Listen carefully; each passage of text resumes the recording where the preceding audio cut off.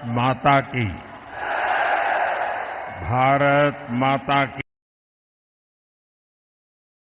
माता की जय भवानी, जय भवानी। करवीर निवासिनी आई महालक्ष्मीच्या, आई अंबाबाईच्या चरणी त्रिवार वंदन करतो।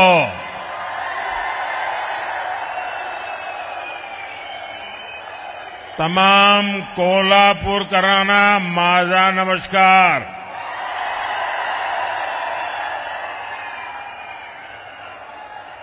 ये धरती छत्रपति शिवाजी महाराज, धर्मवीर संभाजी महाराज और छत्रपति साहूजी महाराज के आदर्शों की धरती है। मैं इन सभी महापुरुषों के चरणों में प्रणाम करता हूं। साथियों, आप सब जानते हैं मैं काशी का सांसद हूं और आज करवीर काशी आया हूं। ये मेरा सौभाग्य है। साथियों, हमारे कोल्हापुर महाराष्ट्र का फुटबॉल हब कहा जाता है।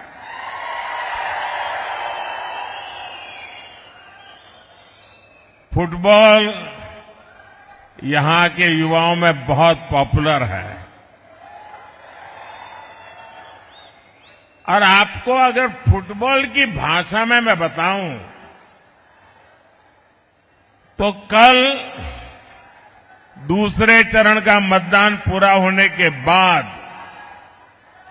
बीजेपी और एनडीए 2-0 से आगे चल रहे हैं।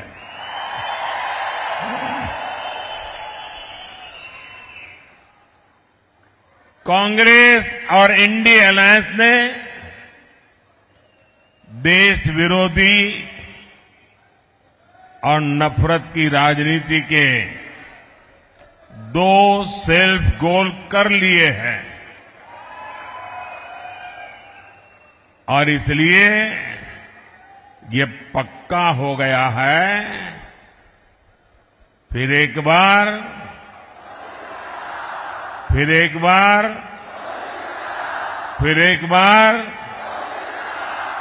अच्छा, जरा एक और नारा बुलवाना चाहता हूं आज कोल्हापुर की धरती पर। आप बोलेंगे? अभी मैं बोल रहा था फिर एक बार, अब मैं नहीं बोलूंगा, आप बोलेंगे फिर एक बार, ठीक है? गरीबों की सरकार, गरीबों की सरकार, एससी, एसटी, ओबीसी की सरकार, विकास को समर्पित सरकार, युवा को अवसर देने वाली सरकार, महिलाओं को सुविधा देने वाली सरकार। शाबाश।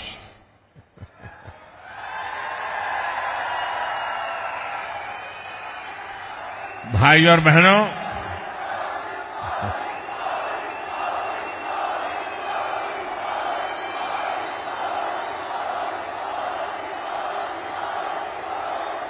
अब तीसरे चरण में बॉल कैरियर की जिम्मेदारी कोल्हापुर वासियों के पास आने वाली है। मुझे विश्वास है आप ऐसा गोल दागेंगे, ऐसा गोल दागेंगे कि आगे के सारे राउंड भी इंडिया अलायंस वाले चारों खाने चित रहेंगे।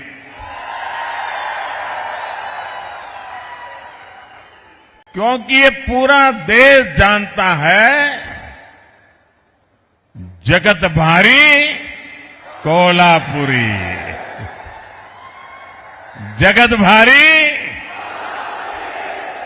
साथियों, चुनाव के पहले ही मैंने कहा था, ये चुनाव विकसित भारत के संकल्प का चुनाव है। लेकिन जैसे ही कांग्रेस पार्टी और उसके दोस्तों को ये एहसास हुआ कि वो विकास के ट्रैक रिकॉर्ड में एनडीए की बराबरी नहीं कर सकते, उन्होंने अपनी रणनीति बदल दी। इसलिए इंडिया अलायंस वालों ने खुलकर देश विरोधी एजेंडा और तुष्टीकरण के हथकंडों का इस्तेमाल करना शुरू कर दिया है। अब कांग्रेस का एजेंडा है कि वो सरकार में आने के बाद कश्मीर में आर्टिकल 370 वापस ले आएंगे। क्या आप ऐसा करने देंगे?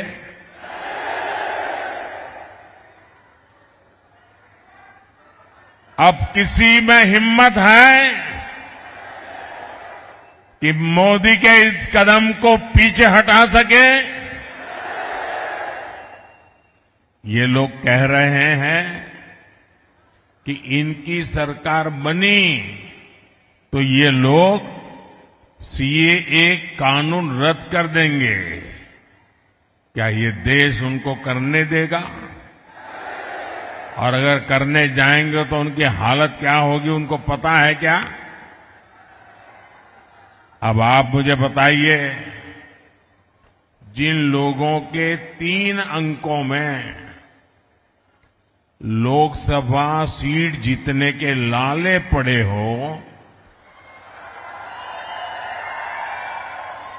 क्या ये इंडिया अलायंस वाले सरकार के दरवाजे तक भी पहुंच सकते हैं क्या?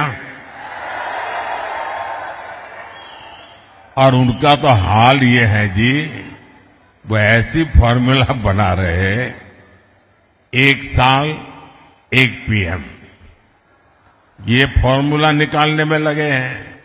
अगर 5 साल मौका मिले तो 5 प्रधानमंत्री।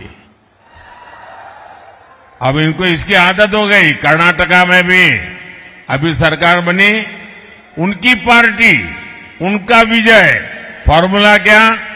2.5 साल 1 मुख्यमंत्री, 2.5 साल के बाद जो डेप्यूटी सीएम है वो मुख्यमंत्री। ये खेल खेल रहे। इन्होंने छत्तीसगढ़ में फॉर्मूला बनाई थी, 2.5 साल 1 मुख्यमंत्री, दूसरे 2.5 साल दूसरा मुख्यमंत्री। उन्होंने राजस्थान में फॉर्मूला बनाई थी, 1-2.5 साल 1 मुख्यमंत्री, दूसरे 2.5 साल। और हुआ क्या? ये फॉर्मूला निकालने वाले लोग 5 साल में 5 प्रधानमंत्री देश पर थोपने के सपने देखने वालों को ये देश कभी भी सहन करने वाला नहीं है। और इसलिए ये लोग देश पर गुस्सा उतार रहे हैं। कर्नाटका और तमिलनाडु में कांग्रेस और इंडिया अलायंस के लोग क्या भाषण कर रहे हैं? दक्षिण भारत को तोड़कर अलग देश बनाने की मांग कर रहे हैं। आप मुझे बताइए, अहद पेशावर, अहद पेशावर तहत तंजावर, हिंदवी स्वराज्य।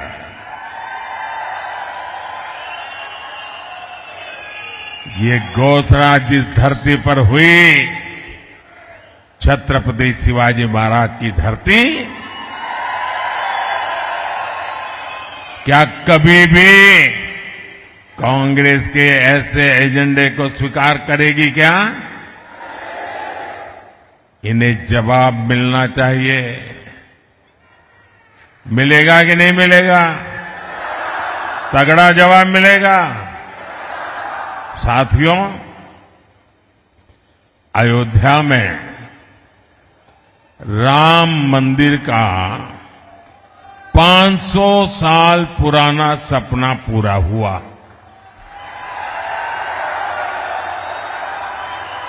दशकों तक राम मंदिर को बनने से रोकने वाली कांग्रेस ने उसका भी बहिष्कार किया। और ये कांग्रेस कितनी अधपतन में गई है। ये राम मंदिर के जो ट्रस्टी है ना, ये अच्छे लोग हैं, तो कांग्रेस के सारे पाप माफ कर दिए और घर जाकर के निमंत्रण दिया कि नहीं भाई चलो, जो हो गया आओ। उन्होंने उस निमंत्रण को ठुकरा दिया। क्या कोई कभी प्रभु राम के दरबार में जाने का निमंत्रण ठुकरा सकता है क्या? ऐसे लोगों पे भरोसा कर सकते हैं क्या? अरे कांग्रेस वाले, जरा आईने में चेहरा देखो। वो अयोध्या के अंसारी, अयोध्या का वो अंसारी परिवार जो जिंदगी भर राम मंदिर के विरुद्ध अदालत में केस लड़ता रहा। उसके पिताजी भी लड़ते रहे, वो भी गुजर गए, वो भी लड़ता रहा। लेकिन जब न्यायालय ने कहा कि भाई ये राम मंदिर है, तो वो अंसारी खुद प्रभु राम के प्राण प्रतिष्ठा के कार्यक्रम में आकर के वहां मौजूद रहे। जिंदगी भर लड़ाई लड़ी, लेकिन फिर राम के शरण आए और ये राम का निमंत्रण ठुकरा दिया। जो राम को ठुकराएगा उसको आप क्या करोगे? आप क्या करोगे? आप क्या करोगे? जो डीएमके पार्टी, वो उनकी खासम खास वो कह रही है सनातन को गालियां देने पर अब उतारू है। कहती है ये सनातन तो डेंगू है, मलेरिया है।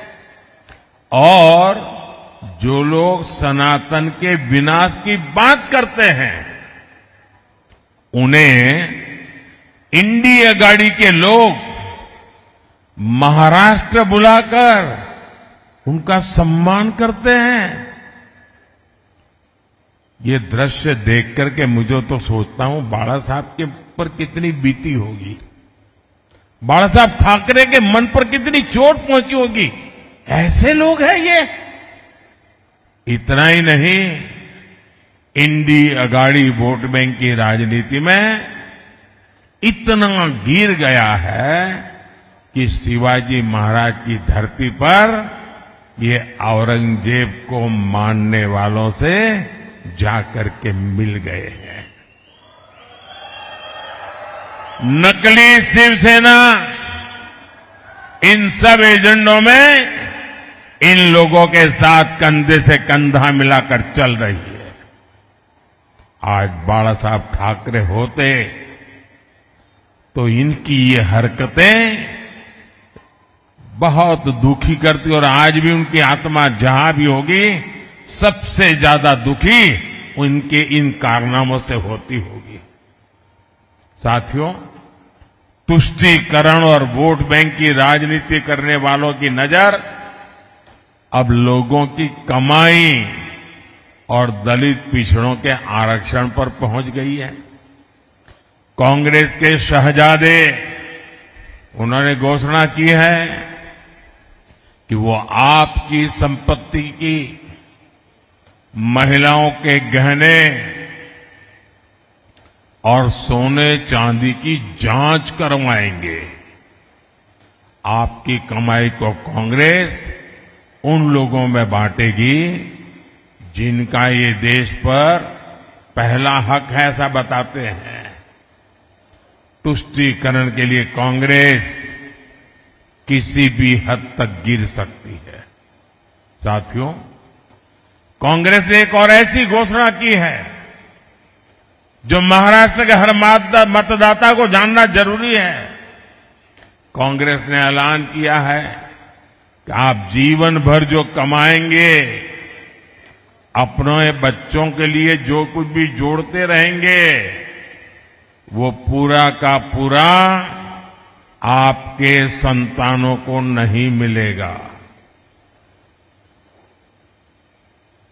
आज आपके पास गाड़ी है तो आप अपने बेटे को दे सकते हैं, घर है दे सकते हैं, खेत हैं दे सकते हैं। ये कांग्रेस के शाहजादे फॉर्मूला लाए हैं। आपके न रहने के बाद आपकी पैतृक कमाई में से आधा हिस्सा कांग्रेस इनहेरिटेंस टैक्स लगाकर वसूल करना चाहती है। क्या आप अपनी मेहनत करके जो कमाई की है, पाई पाई बचाई है बच्चों के लिए, क्या उससे आप लूटने देंगे क्या? ये कांग्रेस की सरकार जो सपने देखती है उसको पूरा होने देंगे क्या? साथियों, महाराष्ट्र बाबा साहब आंबेडकर, छत्रपति साहू जी महाराज, ज्योतिबा फुले की धरती है। महाराष्ट्र की यह धरती सामाजिक न्याय का प्रतीक है, लेकिन कांग्रेस और इंडिया अघाड़ी ने सामाजिक न्याय की हत्या करने की भी ठान ली है। हमेशा बाबा साहब का अपमान करने वाली कांग्रेस अब दलितों, पिछड़ों के आरक्षण पर डाका डालने की तैयारी में है। कांग्रेस महाराष्ट्र समेत पूरे देश में आरक्षण का अपना कर्नाटका मॉडल लागू करना चाहती है। और यह कर्नाटका मॉडल क्या है? इस देश के दलितों ने, आदिवासियों ने, पिछड़ों ने, एससी, एसटी, ओबीसी सबने समझने जैसा है जी। बड़ा भयंकर है मॉडल। कर्नाटका में कांग्रेस सरकार ने ओबीसी कोटे में जो 27% आरक्षण है वो मुसलमानों को देने के लिए उन्होंने क्या किया? रातों रात एक कागज पे थप्पा मार करके सभी मुसलमानों को ओबीसी बना दिया, रातों रात। और इसके कारण वो ओबीसी का जो कोटा था उसके हकदार बन गए, और जो ओबीसी को मिलता था वो पूरा का पूरा उन्होंने लूट लिया। भाइयों, अब ये फॉर्मूला ये पूरे देश में लागू करना चाहते हैं। आप करने देंगे क्या? करने देंगे क्या? 2012 में इंडी गठबंधन की सरकार ने ये कोशिश की थी, तब ये सफल नहीं हो पाए थे। इसलिए अब कांग्रेस संविधान बदलकर दलित, पिछड़ों का आरक्षण धर्म के नाम पर बांटना चाहती है। ओबीसी के आरक्षण पर यह डाका क्या कभी कोई बर्दाश्त कर सकता है क्या? आप बर्दाश्त कर सकते हैं क्या? आप स्वीकार कर सकते हैं क्या? जिन लोगों ने कर्नाटका में पिछड़ों का आरक्षण छीना है, उन्हें देश में एक इंच भी सफलता नहीं मिलनी चाहिए, अवसर नहीं मिलना चाहिए। साथियों, कांग्रेस और इंडिया अघाड़ी का एक ही एजेंडा है, सरकार बनाओ, नोट कमाओ।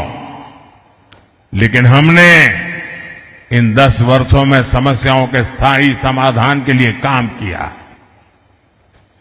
एनडीए ने युवाओं और महिलाओं को केंद्र में रखकर काम किया। एनडीए ने आत्मनिर्भर भारत अभियान चलाया ताकि देश में उद्योग बढ़े। एनडीए ने स्टार्टअप इंडिया अभियान शुरू किया ताकि युवाओं को ज्यादा अवसर मिले।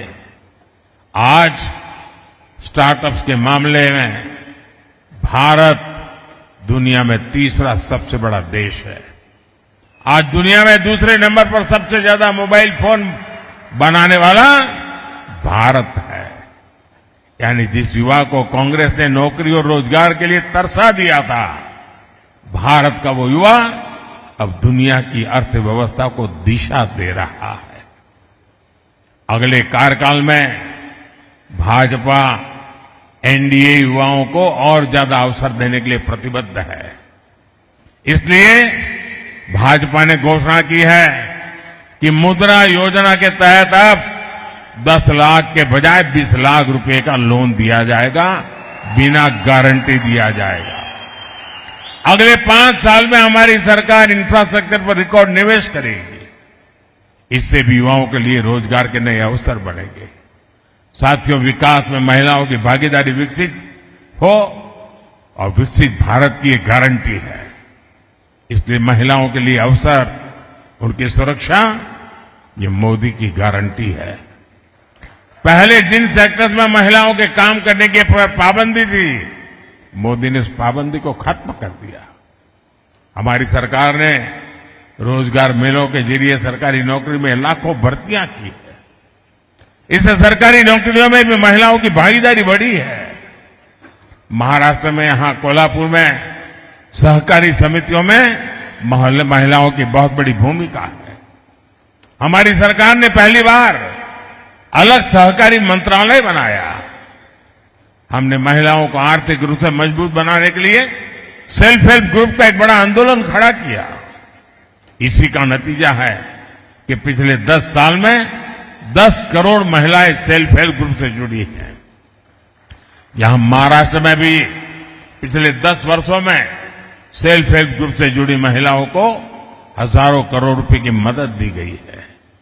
अब हमारी सरकार सेल्फ हेल्प ग्रुप की 3 करोड़ महिलाओं को लखपति दीदी बनाने का संकल्प लेके काम कर रही है। साथियों, आज यही नारी शक्ति जब मोदी का सुरक्षा कवच बनकर खड़ी है, तो कांग्रेस वालों की जरा तकलीफ ज्यादा ही बढ़ जाती है। और आप भूलिएगा नहीं, वीरांगना ताराबाई के देश में कांग्रेस के युवराज शक्ति का विनाश करने की बातें करते हैं। साथियों, कोल्हापुर विकास और विरासत की संभावनाओं से भरा क्षेत्र है, लेकिन इंडिया आघाड़ी की सरकारों ने इस क्षेत्र की इतनी उपेक्षा की। आज केंद्र की एनडीए सरकार और मुख्यमंत्री एकनाथ शिंदे जी, देवेंद्र फडणवीस और भाई अजीत पवार की सरकार कोल्हापुर के विकास के लिए दिन रात काम कर रहे हैं। मुंबई बेंगलुरु हाईवे के विस्तार का काम तेजी से चल रहा है। शक्तिपीठ एक्सप्रेसवे के जरिए महाराष्ट्र का एक बड़ा हिस्सा आधुनिक कनेक्टिविटी से जुड़ने जा रहा है। हमने कोल्हापुर और क्षेत्र के नई ट्रेनें दी है और भविष्य में यहां वंदे भारत ट्रेनें भी चलेगी। हमने कोल्हापुर वैभववाड़ी रेलवे लाइन को मंजूरी दी है, जिससे कोंकण क्षेत्र की कनेक्टिविटी और बढ़ेगी। कोल्हापुर एयरपोर्ट के लोकार्पण का सौभाग्य भी मुझे ही मिला है। भाई और बहनों, इस क्षेत्र में अंबाबाई शक्तिपीठ का आशीर्वाद प्राप्त है। आने वाले समय में अच्छी सड़कों और सुविधाओं के कारण लाखों भक्त अंबाबाई के दर्शन करने आएंगे। यहां उद्योग, व्यापार और पर्यटन से जुड़े अवसर पैदा होंगे। आप मुझे बताइए, मोटा कमीशन न मिलने तक फाइलों को दबाकर बैठने वाले लोग, याकूब मेनन की कब्र को संवारने वाले लोग, उनसे आप कोल्हापुर का, महाराष्ट्र का भाग्य बदलने की उम्मीद कर सकते हैं क्या? ये लोग महाराष्ट्र को आगे लेकर जा सकते हैं क्या? साथियों, 7 मई को महाराष्ट्र और देश का भविष्य तय करने के लिए एक बड़ा अवसर आ रहा है। मेरा आप सबसे अनुरोध है कि कोल्हापुर से एनडीए के उम्मीदवार भाई संजय मांडलिक जी और हाथ कणंगले से धैर्यशील माणे जी, इनके पक्ष में भारी संख्या में मतदान करके मोदी के हाथ मजबूत कीजिए। आप इनको जो वोट देने वाले हैं ना, वो वोट सीधा सीधा मोदी को जाने वाला है।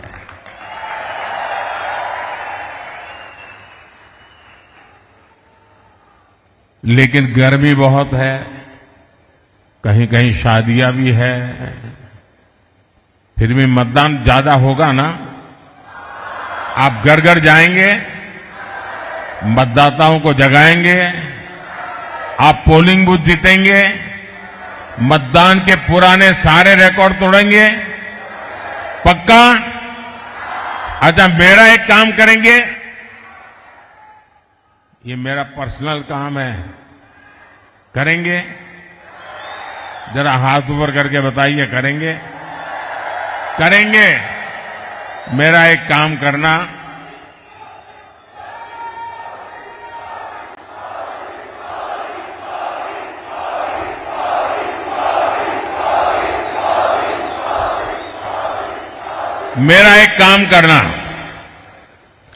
यहां से जाने के बाद आसपास पड़ोस में, गांव में, मोहल्ले में जिन जिन लोगों को मिलना हो जाए, नहीं होता है तो जाकर के मिलिए, मेरी तरफ से मिलिए, और हर एक को कहना कि अपने मोदी जी कोल्हापुर आए थे और मोदी जी ने आपको प्रणाम भेजा है। घर घर मेरा प्रणाम पहुंचा देंगे।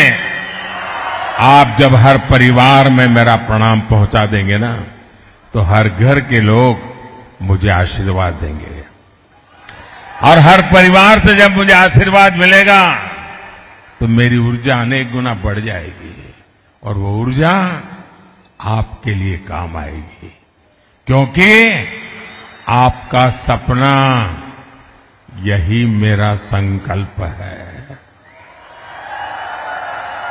मेरा पल पल आपके नाम है, मेरा पल पल देश के नाम है।